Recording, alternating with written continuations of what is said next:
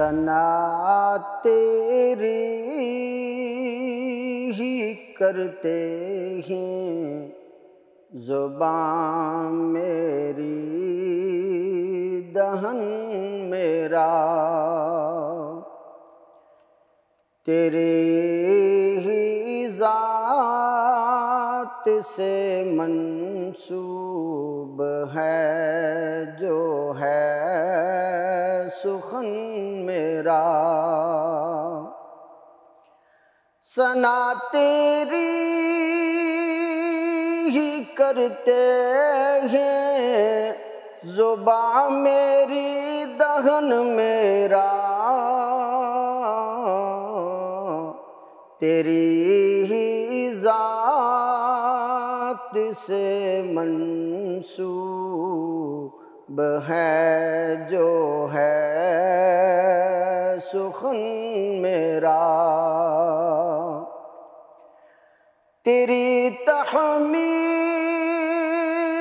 کا حق کس طرح مجھ سے ادا ہوگا، تیری تحمید کا حق کس طرح مجھ سے ادا ہوگا، میرے علم و ہنر ہیں خام ناپختہ ہے فن میرا، میرے علم و ہنر ہیں خام ناپختہ ہے فن میرا، عطا و لطف کا یا رب تریڑا میری جانب بھی، عطا و لطف کا یا رب تریڑا میری جانب بھی، سموم وقت کی شدت سے جلتا ہے بدن میرا، سموم وقت کی شدت سے جلتا ہے بدن میرا،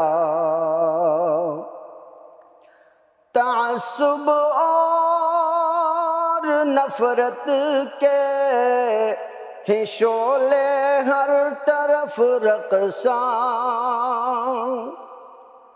تعصب اور نفرت کے ہیں شعلے ہر طرف رقصاں، جلا جاتا ہے عصبیت کی آتش میں وطن میرا، جلا جاتا ہے عصبیت کی آتش میں وطن میرا،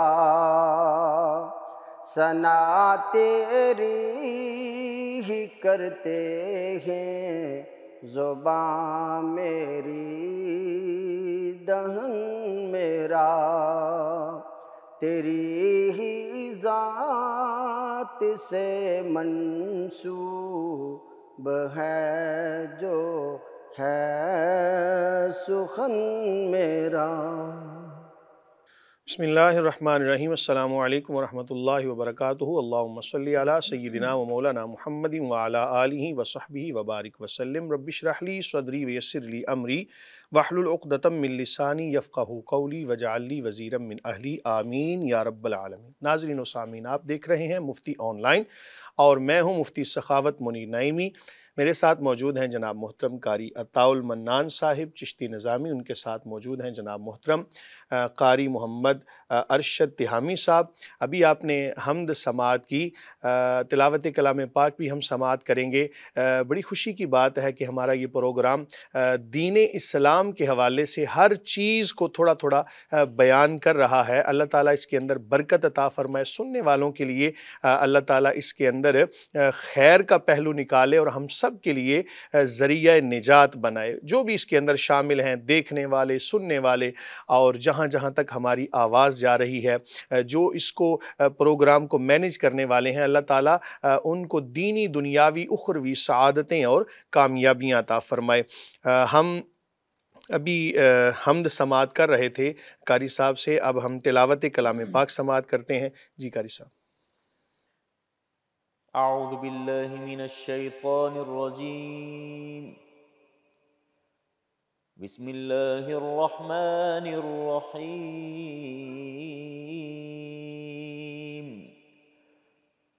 وَإِذَا قِيلَ لَهُمْ آمِنُوا كَمَا آمَنَ النَّاسُ قَالُوا أَنُؤْمِنُ كَمَا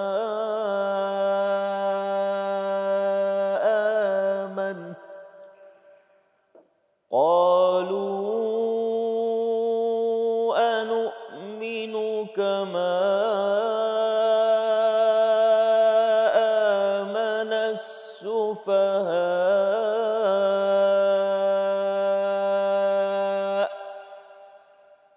أَلَا إِنَّهُمْ هُمُ السُّفَهَاءُ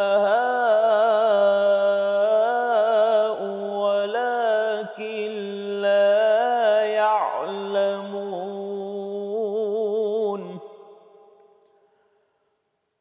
وَإِذَا لَقُوا الَّذِينَ آمَنُوا قَالُوا آمَنَّا وَإِذَا خَلَوْا إِلَى شَيَاطِينِهِمْ قَالُوا إِنَّا مَعَكُمْ إِنَّمَا نَحْنُ مُسْتَهْزِئُونَ۔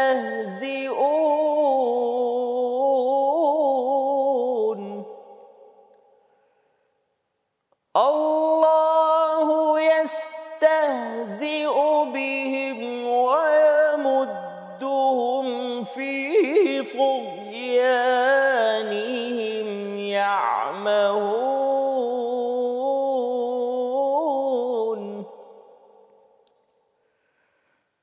أُولَئِكَ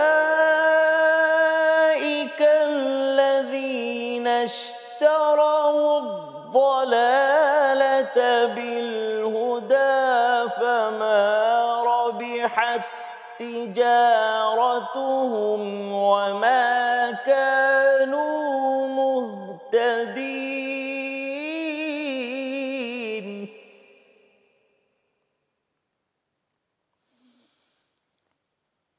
مَثَلُهُمْ كَمَثَلِ الَّذِي اسْتَوْقَدَ نَارًا فَلَمَّا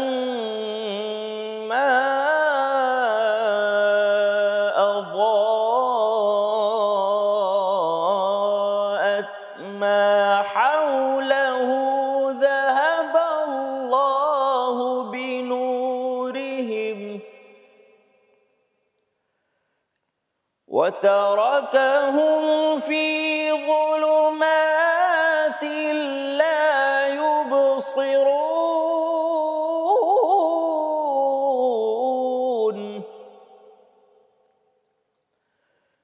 صُمٌّ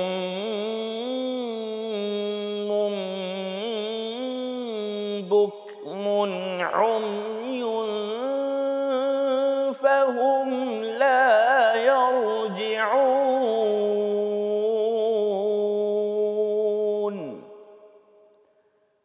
صدق اللہ العظیم۔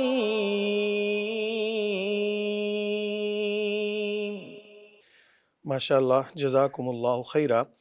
ابھی آپ نے تلاوت کلام پاک سماعت کی جو کہ سورہ بقرہ کی آیات تھیں، ان کا ترجمہ سماعت کیجئے۔ خالق کائنات نے فرمایا، اور جب کہا جائے انہیں ایمان لاؤ جیسے ایمان لائے اور لوگ، تو کہتے ہیں کیا ہم ایمان لائیں جس طرح ایمان لائے بے وقوف؟ خبردار، بے شک وہی احمق ہیں مگر وہ جانتے نہیں۔ اور جب ملتے ہیں ایمان والوں سے تو کہتے ہیں ہم ایمان لے آئے ہیں، اور جب اکیلے ہوتے ہیں اپنے شیطانوں کے پاس تو کہتے ہیں ہم تمہارے ساتھ ہیں، ہم تو صرف ان کا مذاق اڑا رہے تھے۔ اللہ سزا دے رہا ہے انہیں اس مذاق کی، اور ڈھیل دیتا ہے انہیں تاکہ اپنی سرکشی میں بھٹکتے رہیں۔ یہ وہ لوگ ہیں جنہوں نے خرید لی گمراہی ہدایت کے بدلے، مگر نفع بخش نہ ہوئی ان کی یہ تجارت، اور وہ صحیح راہ نہ جانتے تھے۔ ان کی مثال اس شخص کی سی ہے جس نے آگ روشن کی، پھر جب جگمگا اٹھا اس کا آس پاس تو لے گیا اللہ ان کا نور اور چھوڑ دیا انہیں اندھیروں میں، سخت قسم کے اندھیروں میں کہ کچھ نہیں دیکھتے۔ یہ بہرے ہیں، گونگے ہیں، اندھے ہیں، سو وہ نہیں پھریں گے۔ قرآن مجید فرقان حمید کا یہ اسلوب ہے کہ اس کے اندر بہت ساری مثالوں کے ساتھ اللہ تعالیٰ نے مسائل انسانیت کی رہنمائی کے لیے بیان فرمائے ہیں۔ ان آیات کے اندر منافقین کی ان خصلتوں کو بیان کیا ہے کہ جو وہ صحابہ کرام علیہم رضوان کے حوالے سے غلط عقائد رکھتے تھے۔ معاذ اللہ صحابہ کرام علیہم رضوان کو بے وقوف کا لفظ استعمال کرتے تھے، سفہاء کا لفظ، جیسا کہ آپ نے ابھی تلاوت کے اندر سماعت کیا۔ اللہ رب العالمین نے فرمایا خبردار، بے شک وہی بے وقوف ہیں لیکن انہیں اس بات کا شعور نہیں ہے۔ اس کے بعد اللہ تعالیٰ نے مختلف قسم کی مثالیں بیان فرمائی، اور ہمیں بھی چاہیے کہ جب کوئی مسئلہ کسی کو سمجھ نہ آ رہا ہو تو کوئی ایسی مثال کے ساتھ بات کو واضح کریں جس سے عام بندے کی بھی بات سمجھ میں آ جائے۔ آخر میں فرمایا کہ یہ لوگ بہرے ہیں، گونگے ہیں، اندھے ہیں، سو وہ دیکھتے نہیں۔ یقیناً وہ ظاہری طور پر تو سن رہے تھے، ظاہری طور پر دیکھ رہے تھے، ظاہری طور پر بول بھی رہے تھے، لیکن جو زبان حق نہ بولے، جو زبان حق بیان نہ کر سکے، کان حق کی بات نہ سنیں اور آنکھیں حق نہ دیکھیں، تو ان کے حوالے سے یہی کہا جاتا ہے، اور قرآن کا یہی اسلوب ہے کہ ایسے لوگوں کو اندھے، بہرے اور گونگے کہا گیا ہے۔ کہیں ہم بھی تو ان لوگوں کے اندر، میں بڑی معذرت کے ساتھ بات کر رہا ہوں، کہیں ہم بھی تو ایسے افراد کے اندر شامل نہیں ہو رہے، ہمارا عمل بھی تو کہیں ایسا نہیں کہ ہم کہیں ان لوگوں کی صف کے اندر معاذ اللہ شامل ہوں۔ ہمیں اپنے عقائد و معاملات اور اپنی عبادات کے اوپر خصوصی توجہ دینی چاہیے۔ آج کا مسلمان قرآن کو مانتا تو ہے لیکن قرآن کی نہیں مان رہا۔ ہمیں چاہیے کہ اپنے تمام تر معاملات کو قرآن مجید فرقان حمید کے سپرد کریں اور اس سے ہدایت کا حصول کریں۔ ابھی آپ نے تلاوت بھی سماعت کی، حمد باری تعالیٰ بھی سماعت کی۔ اب ہم پروگرام کا اگلا جو حصہ ہوتا ہے حضور نبی کریم صلی اللہ علیہ وآلہ وسلم کی نعت شریف، اس کو سماعت کریں گے۔ بڑی توجہ سے سماعت کیجیے گا۔ نعت رسول مقبول صلی اللہ علیہ وآلہ وسلم پیش کرنے کی سعادت حاصل کریں گے جناب قاری محمد ارشد تہامی صاحب۔ آپ فاضل ہیں جامعہ اشرفیہ سے، آپ سے ملتمس ہوں کہ آپ نعت رسول مقبول پیش کریں۔ پھرتا ہے نگاہوں میں مدینہ میرے آقا، پھرتا ہے نگاہوں میں مدینہ میرے آقا، ہے پیش نظر خلد نظارہ میرے آقا، ہے پیش نظر خلد نظارہ میرے آقا، پھرتا ہے نگاہوں میں۔ آیا ہوں بامید کرم آپ پر آیا ہوں بامید کرم آپ کے در پر ہو چشم کرم مجھ پہ خدا را میرے آقا ہو چشم کرم مجھ پہ دنیا کے زر و مال کا طالب نہیں ہرگز دنیا کے زر و مال کا طالب نہیں ہرگز درکار ہے بس دولت عقبیٰ میرے آقا درکار ہے بس دولت عقبیٰ میرے آقا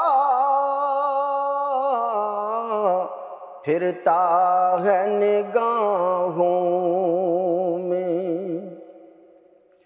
ملت کا زبوں حال ہے مولا میرے مولا ملت کا زبوں حال ہے مولا میرے مولا فریاد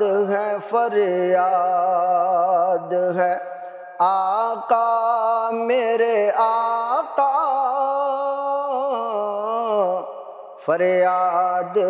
فریاد ہے آقا میرے آقا پھرتا ہے نگاہوں میں مدینہ میرے آقا ہے پیش نظر خلد نظارہ میرے آقا ہو چشم کرم مجھ پہ۔ ماشاءاللہ، جزاکم اللہ خیرہ۔ آپ احباب نے تلاوت بھی سماعت کی، ترجمہ سماعت کیا، حمد باری تعالیٰ بھی سماعت کی، نعت رسول مقبول صلی اللہ علیہ وآلہ وسلم سماعت کی۔ یقیناً یہ ساری چیزیں مسلمان کے لیے بہت اچھی ہیں اور مسلمان کو ان کے ساتھ منسلک ہونا چاہیے۔ اب ہم بلا تاخیر آج کے سوالات کی جانب بڑھتے ہیں۔ یہ بات یاد رکھیں کہ آپ احباب جب کبھی ہمیں وائس میسج بھیجتے ہیں، واٹس ایپ نمبر جو ہماری سکرین پر دیا گیا ہے، تو اس بات کا ذرا خیال کر لیا کریں کہ آپ کی آواز بالکل کلیئر ہو، اس کو بعد میں خود بھی سن لیا کریں، کیونکہ سوال جب آپ کریں گے تو اس میں ایک ایک لفظ بہت زیادہ معنی رکھتا ہے۔ بعض دفعہ ایک لفظ ادھر سے ادھر ہو جائے، اگر ہمیں سمجھ نہ آئے تو مسئلہ اللہ نہ کرے غلط بیان کیا جائے، اللہ تعالی ہم سب کو معاف فرمائے۔ بہرحال اس چیز کو ذرا ملحوظ خاطر رکھیے اور اپنی آواز کوشش کریں اردو میں، لیکن اگر آپ پنجابی بھی بولتے ہیں یا کوئی بھی زبان تو کوشش کریں کہ آسان الفاظ ہوں تاکہ سمجھنے کے اندر آسانی ہو۔ تو ہم آج کے سوالات کی جانب بڑھتے ہیں۔ قاری صاحب کون سے آج کے سوالات ہمیں موصول ہیں؟ مفتی صاحب، آج کا پہلا سوال ہے، محمد محسن علی واٹس ایپ پر پوچھتے ہیں کہ میں عشاء کی نماز پڑھا رہا تھا، سورت پڑھتے ہوئے دوسری آیت مجھے بھول گئی تو یاد کرنے میں تاخیر ہو گئی، جس پر پیچھے سے مجھے لقمہ بھی دیا گیا، لیکن میں نے وہ لقمہ تو نہیں لیا کیونکہ مجھے آیت یاد آ گئی تھی، تو میں نے آیت دوبارہ سے پیچھے سے ہی شروع کر لی، لہٰذا میں نے فرض کی تاخیر کی وجہ سے سجدہ سہو بھی کیا ہے، اور کیا جس نے لقمہ دیا اس کی نماز ہو گئی یا اس کو بھی سجدہ سہو کرنا چاہیے تھا؟ برائے مہربانی رہنمائی فرمائیں۔ بسم اللہ الرحمن الرحیم۔ صورت مسئولہ کے اندر تھوڑی سی کنفیوژن ہے، اگر آپ اس کو درست کر لیں تو ہمارے لیے آسانی ہوگی۔ ابھی تک جو مسئلہ مجھے سمجھ آیا کہ آپ نماز پڑھا رہے تھے اور نماز پڑھاتے ہوئے آپ کو قرات بھول گئی۔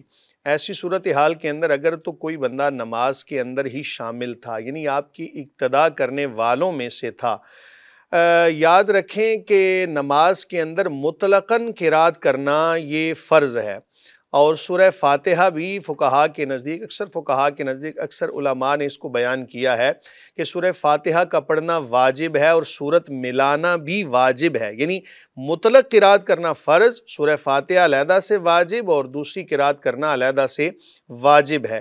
اگر اتنی مقدار میں قرات ہو گئی کہ جو کم از کم قرآن کے اندر سب سے چھوٹی 3 آیات ہیں، اتنی قرات آپ نے کر لی تھی تو آپ کا فرض ادا ہو گیا۔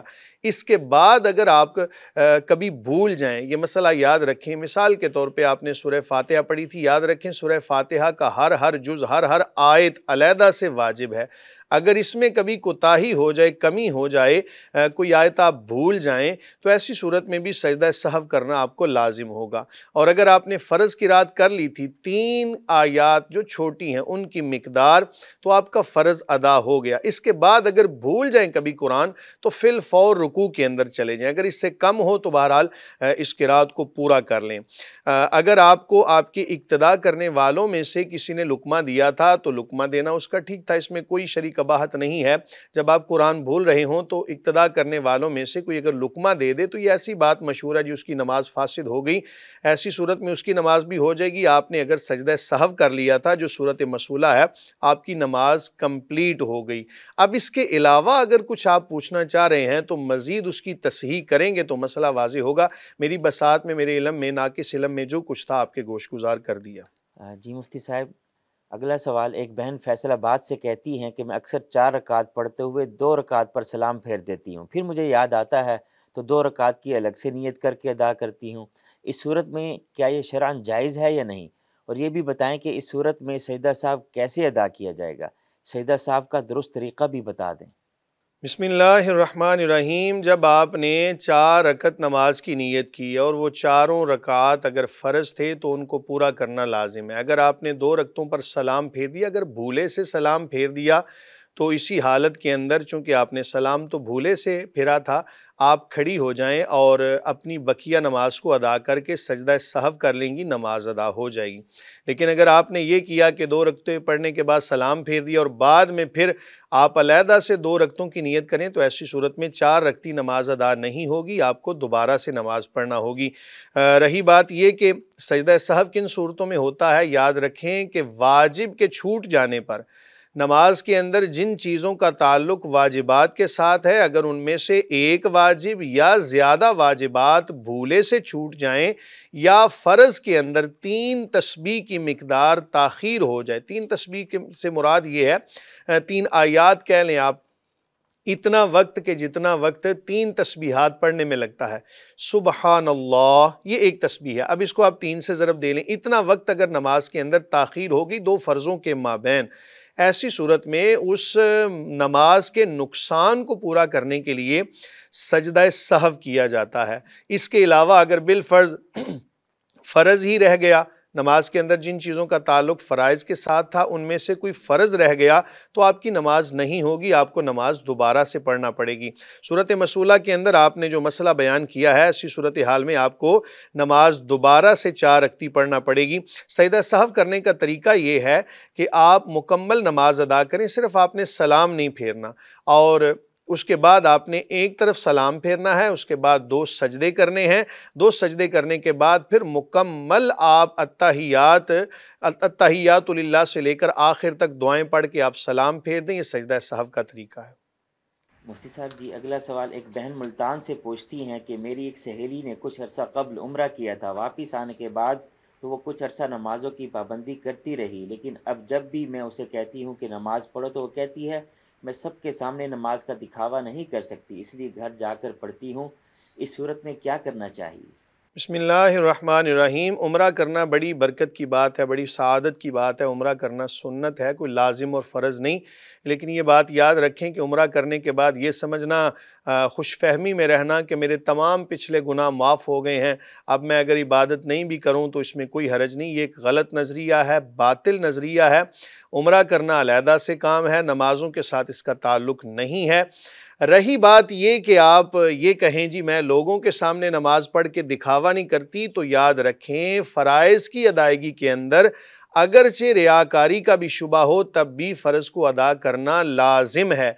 जैसा कि आप देखते हैं कि जमात कायम होती है तो हर बंदा एक दूसरे को देखता है। याद रखें, फ़राइज़ के अंदर जब हम फ़राइज़ की अदायगी करें तो एक दूसरे के सामने करें ताकि लोग गवाह बन जाएं कि ये बंदा फ़राइज़ की अदायगी करता था। आपने फ़र्ज़ नमाज़ पढ़नी है, ज़ाहिर लोग तो देखेंगे, और देखना ये बेहतर है ताकि लोग आपकी इबादत पर गवाह बन जाएं कि ये बंदा फ़राइज़ की तकमील करने वाला है। ये कहना कि मैं घर जाके पढ़ लूँगी, ये गलत है। जब नमाज का वक्त हो जाए फिल फौर वक्त के अंदर उसको अदा करना यही लाजिम है और यही नमाज को कायम करना होता है। जब वक्त गुजर जाएगा तो वो नमाज अदा नहीं होगी, वो कज़ा होगी और कज़ा करने पर गुनाहगार भी होंगे। ये हमारे यहाँ जो एक नज़रिया पाया जाता है ना जी, हमने कज़ा कर ली थी और हम जनाब बरी ज़िम्मा हैं, ये गलत नज़रिया है। अल्लाह ताला ने हमसे नमाज की अदायगी का तकाज़ा किया है। जब हम उसको कज़ा करेंगे वक्त के बाद पढ़ेंगे,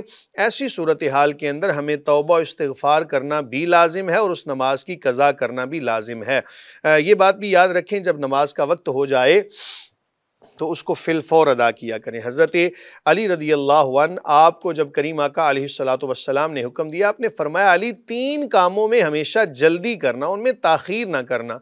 उन तीनों में से पहला काम ये था कि जब नमाज का वक्त हो जाए तो अली रज़ी अल्लाहु अन्हु फिल फौर उसको अदा करना। यहाँ पर वक्त होने से मुराद ये है कि जो अफजल वक्त है। मुख्तलिफ मसालिक हैं, हर किसी के यहाँ मुख्तलिफ नज़रियात पाए जाते हैं। बहरहाल अफजल वक्त जब पाया जाए तो पहली ही फुर्सत में नमाज को अदा करना। दूसरे नंबर पर जब अल्लाह अकबर बच्चा या बच्ची, बेटा या बेटी जब बालिग हो जाएं और उनका कुफ वाला रिश्ता मिल रहा हो, मुनासिब रिश्ता मिल रहा हो, तो उनका रिश्ता करने में भी जल्दी करना। तीसरे नंबर पर फरमाया कि जब कोई फौत हो जाए तो उसके जनाजा के अंदर जल्दी करना। इस हदीस को इमाम तिरमिज़ी ने भी रिवायत किया है। हमारे यहाँ बड़ी माज़रत के साथ इन तीनों कामों में बड़ी ताख़ीर की जाती है। नमाज का वक्त हो गया, कहते हैं जी फ़लाँ काम कर लें, फ़लाँ काम कर लें, घर जाके पढ़ लेंगे। अगर ऐसी सूरत हाल हुई, बाज़ दफ़ा नमाज ही रह जाएगी और गुनाहगार होंगे। और बेटा या बेटी जब बालिग होते हैं, मुनासिब रिश्ते मिल रहे होते हैं, तब हम ताख़ीर करते हैं। कहते हैं जी बेटा या बेटी अभी पढ़ रहे हैं, अभी हमने फ़लाँ मामला करना है, अभी कौन सा इसकी शादी की उम्र है। फिर एक ऐसा वक्त भी आता है कि जब रिश्ते नहीं मिलते, तो इसलिए जब बेटा या बेटी बालिग हो जाएं, उनका मुनासिब रिश्ता मिल रहा हो, फिल फौर उनका रिश्ता कुफ़ के अंदर कर दें। इसी तरह नमाज जनाजा जब तैयार हो जाए, यानी मैयत फौत हो जाए, तो उसकी तदफीन के अंदर जल्दी करनी चाहिए। आज का अगला सवाल कराची से समीना सलीम पूछती हैं कि मेरी एक सहेली बात बात पर शर्त लगाती है, मैं उसे मना करती हूँ लेकिन वो बाज नहीं आती, इसलिए बाज़ औक़ात मैं भी उसकी बातों में आ जाती हूँ। इसलिए मैं जानना चाहती हूँ क्या ये अमल खिलाफ शरा है, मेरी रहनुमाई फरमा दें। बिस्मिल्लाहिर्रहमानिर्रहीम। क़यामत के दिन अच्छा दोस्त अच्छे दोस्त की पेशानी चूमेगा, कहेगा मैं तो गलत रास्ते पे जा रहा था, तूने मेरी रहनुमाई की, मुझे नेक जगह पर लेके गया, अच्छे रास्ते पर लेके गया। और बुरा दोस्त बुरे दोस्त के ऊपर लान तान करेगा, कहेगा मैं तो अच्छी जगह जाता था, तूने मुझे ख़राब किया है। आज के इस मुआशरे के अंदर बहुत सारी बुराइयों में से एक बुराई ये भी है कि जब ग्रुप बनता है ना किसी भी, चाहे वो ख़वातीन का हो चाहे मर्दों का हो, तो उसके माबैन तरह तरह की खराफात भी जन्म लेती हैं। मसलन शर्त लगाना, फिर ये आम सी बात होती है और हम इसको शायद गुनाह भी नहीं समझते, लेकिन याद रखें हर वो चीज़ कि जिसके अंदर किसी दूसरे मुसलमान का हक सलब किया जा रहा हो, वो शरअन जायज़ नहीं है। शर्त लगाना ये हराम है, ये जुए की एक किस्म है। ज़ाहिर है कि जब शर्त लगाई जाएगी तो एक फ़रीक को नुकसान होगा, उस नुकसान की वजह से दिलों के अंदर कदूरतें नफ़रतें पैदा होंगी, अदावतें जन्म लेंगी और बाज़ दफ़ा ये अदावतें बहुत ज़्यादा नुकसान का सबब बनती हैं।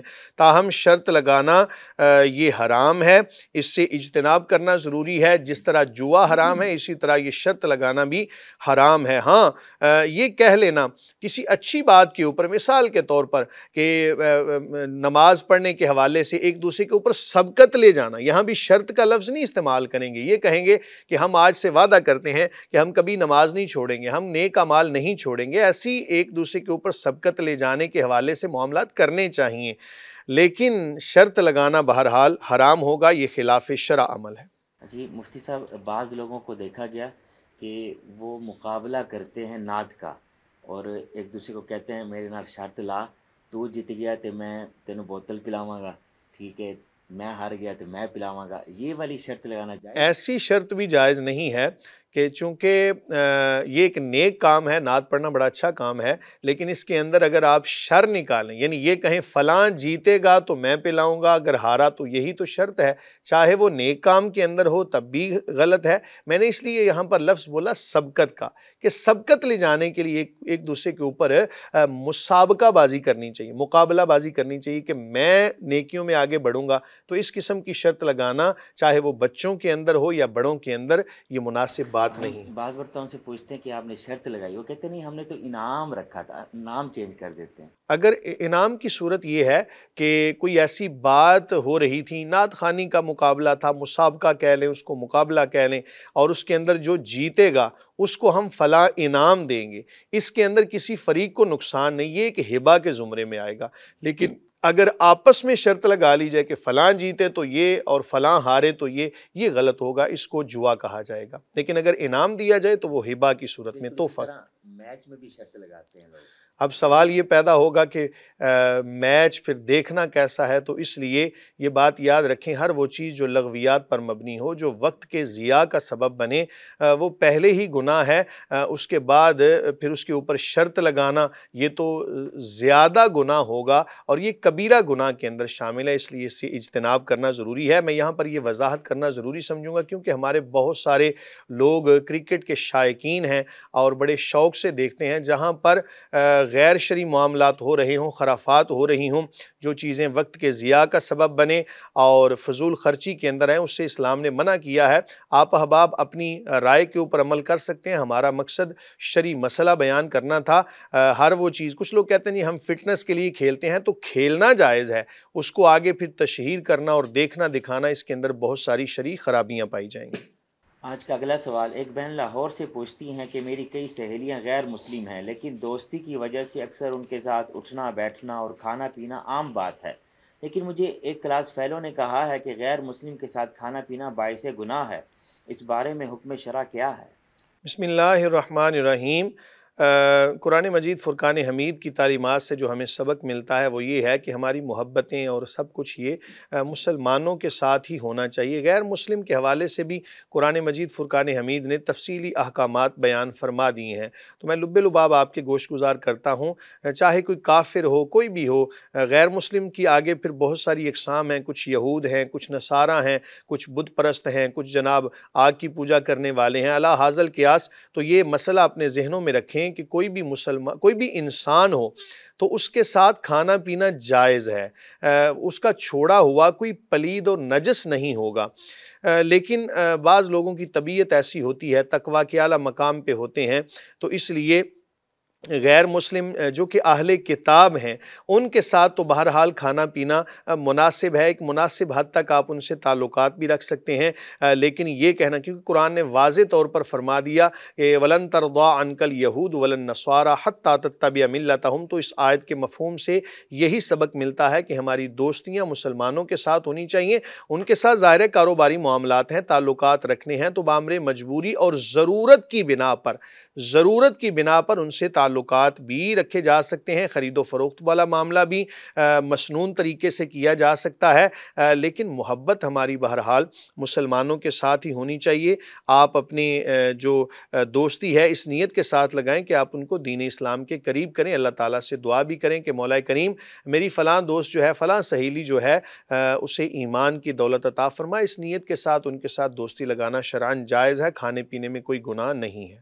ان سے دوستی لگا کر ان کو سلام کرنے کا طریقہ بھی کوئی شرع نے سکھایا؟ آپ اگر سلام کریں، آپ خود سلام نہ کریں، سلام علی من اتبع الہدی، یہ الفاظ آپ استعمال کر سکتے ہیں۔ بہرحال اگر بہت سارے لوگ وہاں پر جمع ہوں، مسلم بھی ہوں غیر مسلم بھی، تو آپ مسلمانوں کی نیت کر کے السلام علیکم ورحمۃ اللہ وبرکاتہ کے الفاظ استعمال کر سکتے ہیں۔ اگر کوئی غیر مسلم آپ کو سلام کرتا ہے تو اس کے جواب میں آپ وعلیکم کہہ سکتے ہیں، یا سلام علی من اتبع الہدی کے الفاظ استعمال کر سکتے ہیں، کیونکہ سلام جو ہے نا یہ ایک دعا ہے، اور دعا مسلمان کو ہی دی جاتی ہے، اس کا غیر مسلم کے ساتھ تعلق بہرحال نہیں ہے۔ مفتی صاحب آج کا اگلا سوال محمد موسیٰ جام پور سے پوچھتے ہیں کہ اگر ایک دوسرے کا نام بگاڑا جائے تو قسمت کے ستارے گردش میں آ جاتے ہیں، کیا واقعی شرعاً اس بارے میں کوئی قرآن و سنت میں رہنمائی ملتی ہے؟ بسم اللہ الرحمن الرحیم۔ قسمت کے ستارے اور ان پر بھروسہ کر لینا اور مکمل یقین کر لینا یہ شرعی طور پہ جائز نہیں ہے۔ مؤثر حقیقی اللہ تعالیٰ کی ذات ہے اور اللہ تعالیٰ کی ذات پہ ہی مسلمان کو بھروسہ ہونا چاہیے۔ یہ بات کہنا کہ ایک دوسرے کا نام بگاڑنے سے قسمت کے ستارے گردش میں آتے ہیں، اس کی کوئی شرعی حیثیت نہیں ہے۔ ہاں، جب ہم گناہ کریں گے اللہ تعالیٰ ہم سب کی خطاؤں کو معاف فرمائے، جب ہم خطائیں کریں گے، گناہ کریں گے تو اس کی وجہ سے ایک گناہوں کا وبال ہمارے اوپر آئے گا، اور ظاہر ہے کہ کسی کا نام بگاڑنا یہ گناہ ہے۔ قرآن مجید فرقان حمید کے اندر ارشاد باری تعالیٰ جس کا مفہوم ہے کہ تم میں سے کوئی ایک دوسرے کا نام نہ بگاڑے، ایک دوسرے کو اچھے اچھے ناموں سے بلاؤ، جو نام ان کے والدین نے بچپن میں رکھا ہے اچھے نام ہی رکھنے چاہیے اور اچھے نام سے ہی پکارنا چاہیے۔